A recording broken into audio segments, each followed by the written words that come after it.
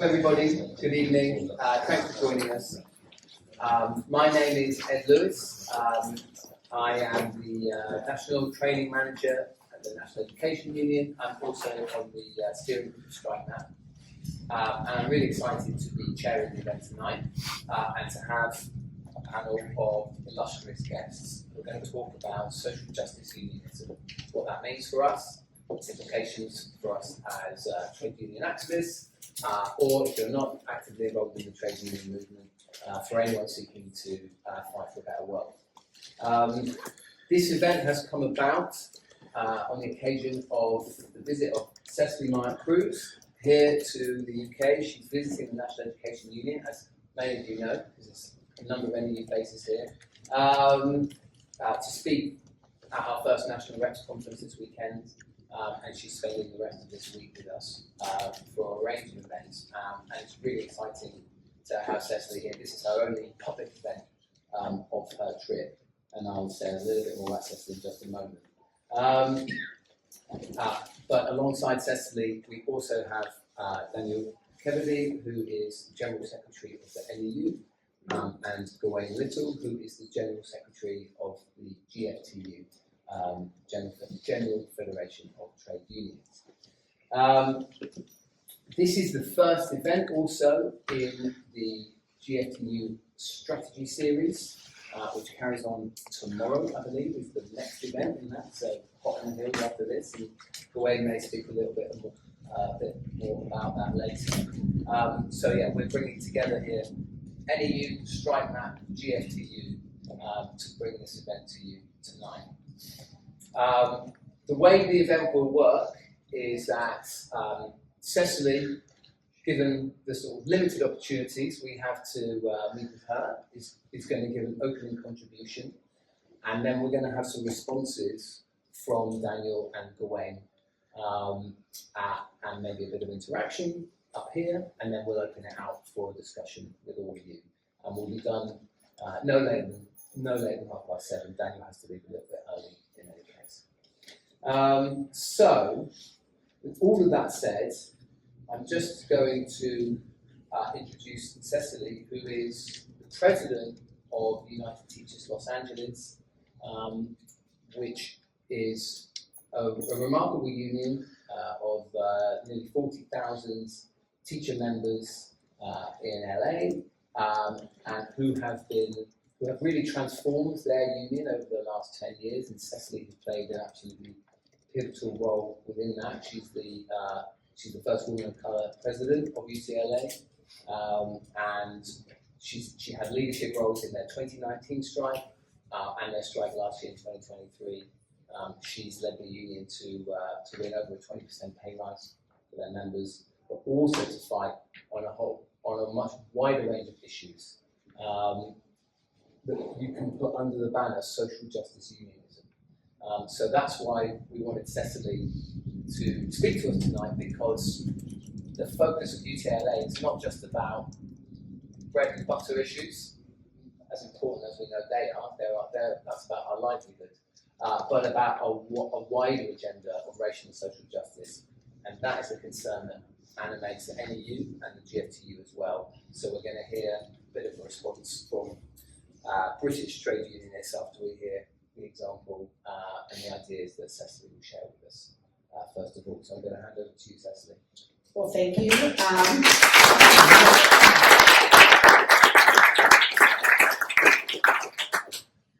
So good evening. I am really thrilled to be here with you and share some of the work that we've done in the hopes of y'all continuing to do that kind of work and really bridge the gap with other trade unionists, other allies in the movement, because I think when you build power across all of those lines, that's when you will actually win. So just a little bit about UTLA. Obviously later you can go ahead and go to Instagram and or the web and look up utla.net and you'll be able to see kind of a flavor of what our members get to see on a daily basis. But UTLA, as Ed just said, we have 38,000 members. We have 7 full-time release officers. We have 925 work sites and 67 job classifications. So all of those are certificated positions where you have mental health resource folks, you have early education, special education, deaf and hard of hearing services, adult educators, people who teach adult students, all the way down. So all of those counselors are a part of that as well. So 65 job classifications. In 2014, we took over our union. 7 officers took over 7 seats and 50 board seats. So we had majority on our executive board, and we took all of the officer spots. Why that's important is our union had been in a lull. I was an executive board member, and the union just was moving along. We hadn't had a strike since 1989. Before that, when our union was formed in 1970. So they had a strike in 1970, had one in 1989, and the union was just moving along. Little pay raises, and when I'm talking about little, I'm talking about a 1% or 2%. There wasn't anything of girth or anything significant. In 2014, when we came in, our caucus at that time took over the union. Our union was apathetic, and what we did, the very first thing that we did was implemented something called the schools Los Angeles students deserve. You probably have seen that with Chicago. You probably have seen that in Minneapolis. We took it from them and we made it our own. People take it from us, and if you want to use it, go right ahead. Do that as well. And so what we did was we wanted to really change what was happening on the ground. We knew there was apathy at the work sites, but there was also apathy in our communities, apathy with parents, and apathy among students. So what we did was ask community members and community organizations to come together and really have a dialogue with us. Just give us 1 year to have a dialogue. People who we had never worked with before, some people we did work with, just come together and start to really listen. And where we were really situating ourselves was around privatization. We were at 50,000, 10 years prior, 50,000 members. And we lost 10,000 members to charter, or what you would call academy schools. We lost 10,000 of our members and lots of students to that charterization and privatization movement. I say that because that was really kind of like the catalyst of like, where is that spear heading? What do we need to do? And so we got this community orgs to come together to say, like, do you understand what privatization is? Do you understand what charterization is? Do you understand what the neoliberal agenda is trying to do with philanthropy, austerity, all of these things coming together, buttressing up? Do you understand that? Some people did, some people didn't. So we were in the business of doing massive education. We had to do massive education with community organizations. We had to do massive education with community. We did massive education with students and parents. So we were doing all of that all at once. So, and what we would say is we were flying the plane while building it at the same time. There was no script or book to what we were doing. And people were like, y'all are crazy.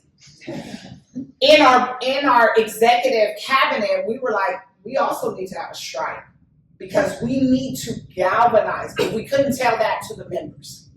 But in our group, we were like, we need a strike. And it's gonna take time to build because of the apathy. So that was 2014.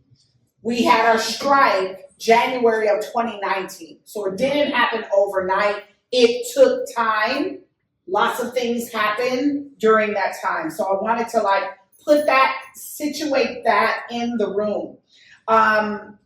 Another part, while we were doing this kind of 1-year experiment with community orgs, we had some community orgs that were like, we don't care, we're still gonna take philanthropy money, we're gonna take Eli Broad's money, Bill Gates money, all of that. So then they were taking themselves out of the kind of community frame.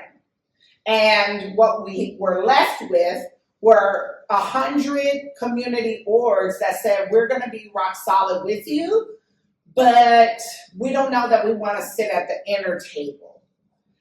Because what we were doing is this model called Alliance to Reclaim Our Schools. And that was kind of community, parents, and students. And so we created our own table called Reclaim Our Schools Los Angeles. And that was gonna be kind of our arm that was going to be interfacing with community orgs, also parents, also students. And then August 9th, 2014 happened. It was the murder of Michael Brown in Ferguson, Missouri. We knew that something had to happen. We needed to do something. That was a marker. Myself, I love my students. And that was just a moment that we could not let go by. And that day, we created a racial and social justice task force. It was my girlfriend and myself. It was 2 of us, and we said, let's bring some of our friends who believe in the same things that we believe about justice for our students and really lifting up community and parents. So because we are members of Black Lives Matter Los Angeles, we brought Black Lives Matter into our union. People thought we were fucking crazy, excuse my French. But it's true. We had to do that. And at the same time, we got a lot of hate. We had 1,000 people write to us saying, we don't subscribe to Black Lives Matter because all lives matter. So since folks were saying that, I was like, we're going head in, and we are going to be known as a racial and social justice union as of today. Students were pushing against policing in schools. And teachers were saying, we need police in schools. And I'm saying, we have to listen to what students are asking, and students are saying they don't want to be policed in schools. So it doesn't matter what we say, we now have to do some type of education to get that across. And so we started doing, we didn't know at the time, bargaining for the common good. We're not even at a contract yet. We're just basically in the schools having these conversations. My girlfriend and I created Making Black Lives Matter in Your Classroom, a workshop. And we started going all across our district, all across the nation with this module. At the same time, what we were doing was also looking at how to have student-led conversations. So we started having student-led conversations where adults couldn't say anything. Students were in the middle like a fishbowl and listening to what is going on in the schools. That changed. The first one that we did had 10 people. The next one had 30. By the end, we had standing room only of 2,500 parents in community together, educators, listening to what students are saying. We knew that we had something on the mark there.